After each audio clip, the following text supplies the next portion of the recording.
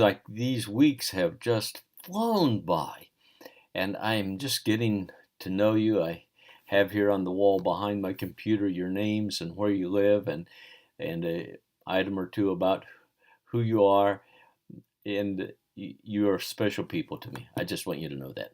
I've enjoyed our discussion about the circumcision. I have found that stress in my own life of wanting to jump in more, but I don't want to be the person who is doing all the talking. And so I have read your post as we've gone along and have posted it some places, and sometimes I've posted some other things to you as an individual. As I read the assignment for this week, my heart skipped a beat. Well, maybe it was 2 or 3 beats. I thought, what in the world? I can't figure this out. Well, I was asked a similar question by one of you, and so then I asked for help, and candidly, I haven't gotten it yet. And so when you don't get the help you want, you start doing your own research, and I have. So part of the confusion, at least for me, is that the downloads for week 6 are not titled what the downloads are. So the way mine are alphabetized or listed is the first one is the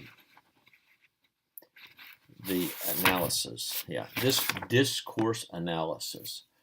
And that is what it is called, 6.1 Discourse Analysis Guide.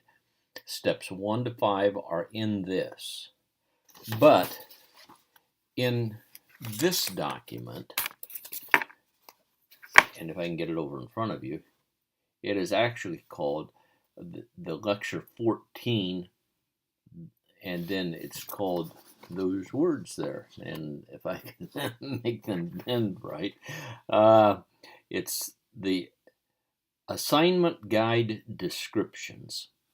Now what you will find is that the last few pages of this document and this document, which is part 2 of the same document,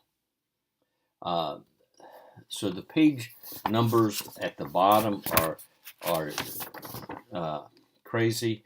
This is 1 of 20, but there's actually only 4 pages. And the pages that we're interested in this big document are actually the last 2 pages of that document, but they overlap a bunch. I think it's with this document. Yes, with this document. Is that enough to confuse you? You ought to get an A for the course if you can figure out the assignment. So that's where we're at, and then of course then the process is that you're to use all of those 11 steps and complete an analysis of Galatians 6, 1 to 16. There is another document that is called Pauline Letters Opening. Now, I can't remember where I found this, but what really is just a putting of these greetings from the various epistles into a 4-column document. One of the directions talks about putting the Bible version in the first 3 and then leaving the 4th column empty for your own comments or observations. There are many ways to do that. So whatever works simply for you is what is crucial. And then you do the analysis. And now I suddenly remember there was one other question I had. What format does that need to have? It says something in the direction in a form. I'm going to have to look that up some more, but I'm sure you won't be done with your research by tonight. So you just have to stay tuned. I'm sorry about that, but that's one of those things, and we'll have to go with the flow. As long as I'm chatting with you, I just want to say it's been a privilege to have you in our class. Your feedback is very, very important. I had a medical procedure done that was interesting to me today, that they had a little sign in there, and something about uh, let your pencil do the talking.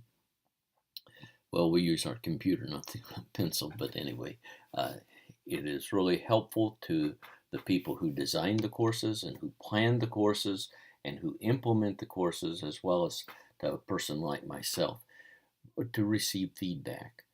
And there are just great insights that are gained by the Moody Distance Learning staff when you take the time to give input.